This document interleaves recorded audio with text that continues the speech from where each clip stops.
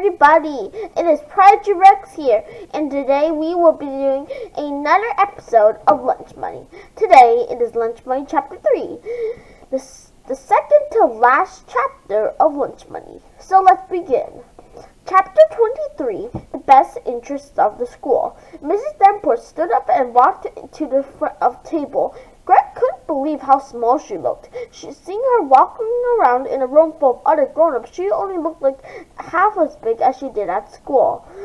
But when she began to talk, Mrs. Davenport seemed larger to life, just like always. She nodded toward Greg and Mara and said, "It was good to hear my students from my school speak so clearly and intelligently, and it was good to hear my colleague, Mr. Zantopoulos, speak as well.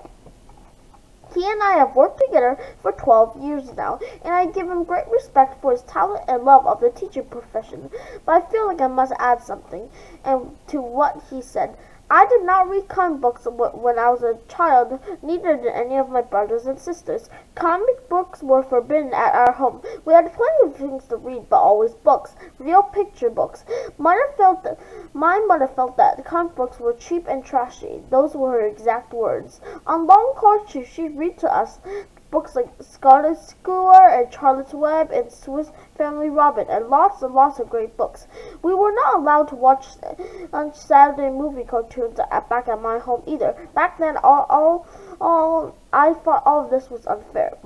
But by the time I reached comics, I feel like that my childhood without comic books and TV cartoons was better and richer, not poorer. As an elementary school immediate school principal for the past 18 years, I have tried to uphold the highest standards of literacy in our libraries and classrooms. But before I go on, I must make a confession. When I arrived at home from school yesterday afternoon, there was a package waiting for me. I don't know who sent it because there was no mailing label, no return address. When I opened the box, first I discovered a note that said, "Please take a look." And under the note, this is what I found. Miss Davenport walked back to her chair, leaning over, reached into a box, and then held out a small stack of comic books. Standing in the aisle facing the audience, she said, "There were 20 or 30 of these in the box. My husband was thrilled because he remembered some of these when he was a boy. And with some encouragement from him, I sat down home last night and read the comic for the first time in my life.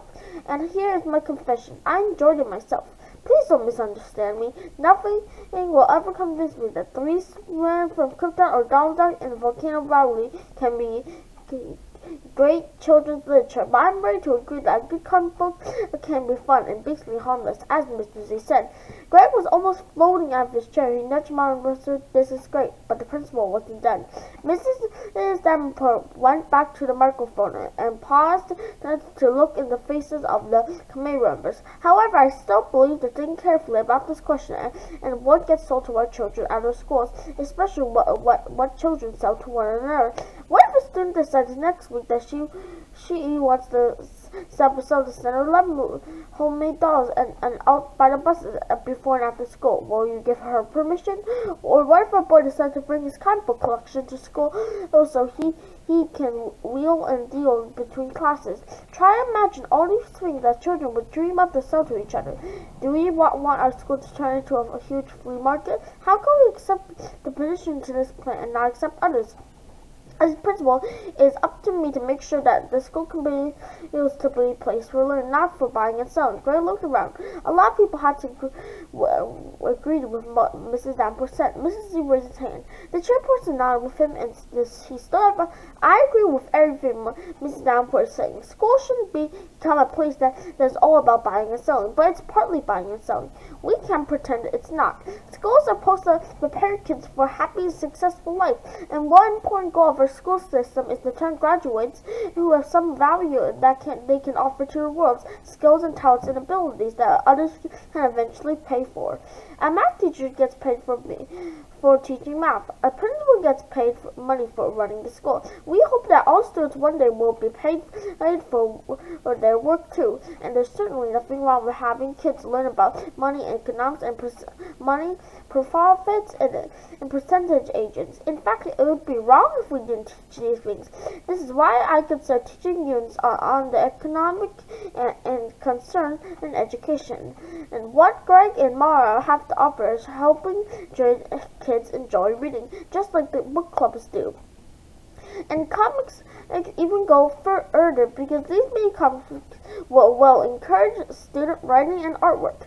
The regular book club companies provide a wholesale service that supports education. That's why they've been allowed to sell comic books at school and even make a profit. And everyone agrees that it's right to get paid for work that's done well.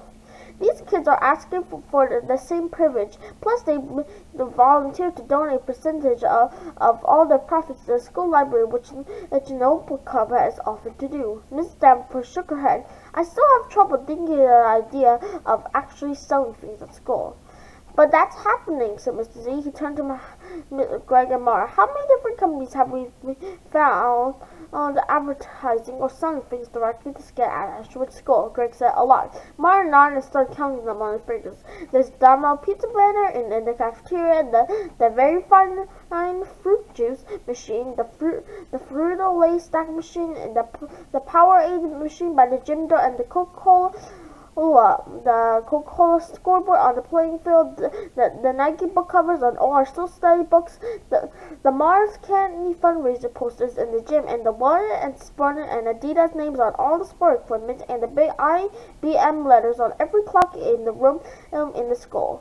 Greg said, and there are tons of ads on all the magazines for kids in the school library, plus all sorts of sports arts biography books that are like ads for pro sports teams or NASCER, and sometimes there in the morning there are PA announcements about after school big sales or Saturday car washes at the high school, and there's a blue sweatshirt with every champion model that Mr. Kenson wears during every gym class, and the Apple logo on almost every computer, and there's sold stuff at the school store, plus the book clubs. Mr.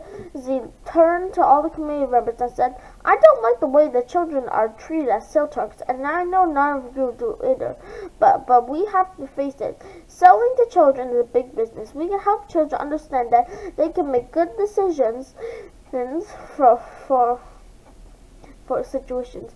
I did some research, and did you know how much money American kids in grades kindergarten through 6 spend every year? 13 billion. That's a B with a B, $13 billion of their own money, and the number grows every year. Greg was stunned at $13 billion.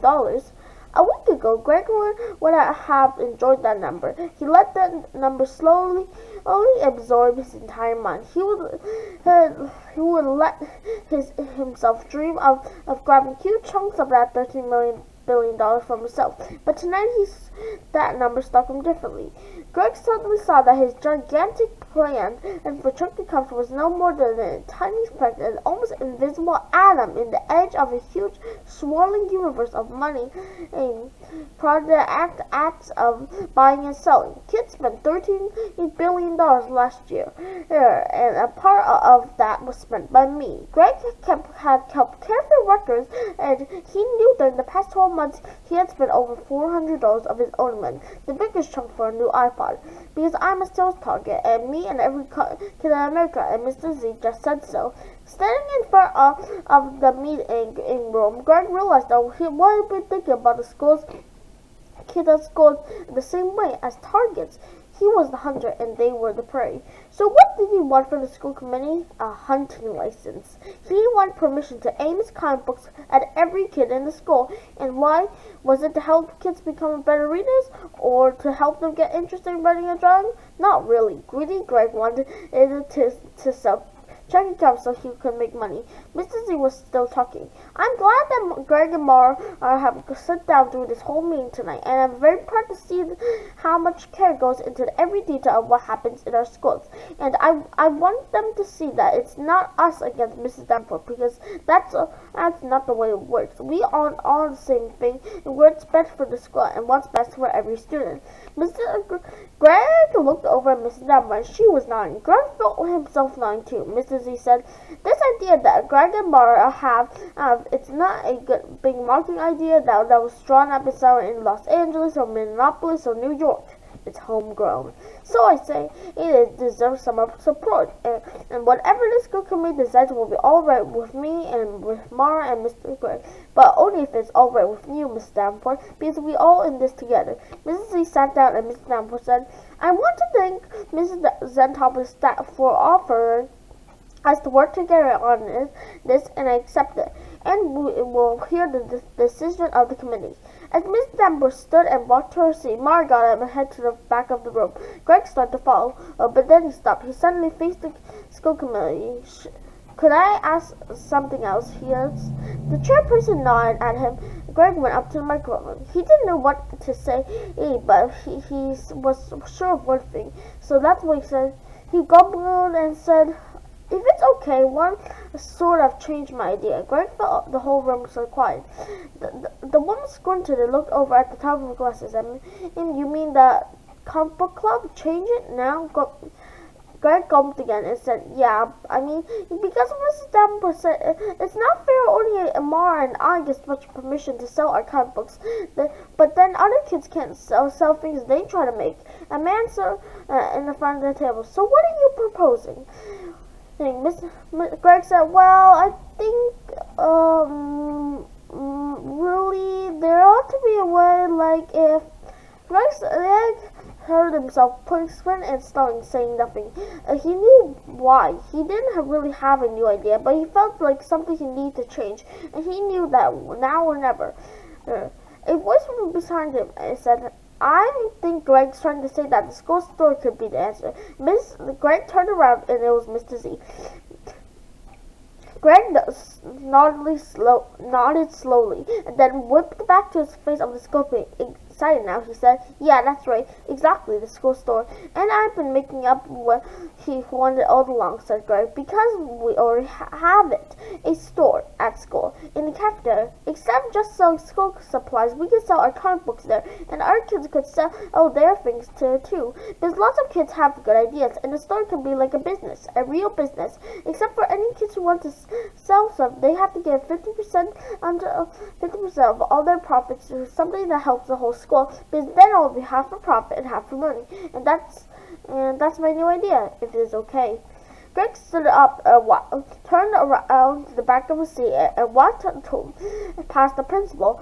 He glared at her face. She was smiling, and he smiled back and said, "For a moment, just a moment, Greg." She bent over and picked up a small comic book board and bent it out to him. "The old comic book books. I won't be needing these anymore." Greg blushed and started to stay away back, but the school person was calling for the next speaker. Greg gave the principal a wicked smile, took the box, and hurried back to his chair. Miss Davenport sat down, and she couldn't help thinking, "He's a remarkable boy. I'm proud of him." And Greg sat down with the box of comic books in his lap, and he couldn't help thinking, $13 billion. And that's the end of chapter 23. Make sure to smash that subscribe and ring that notification bell for more content. Bye bye. Bye bye.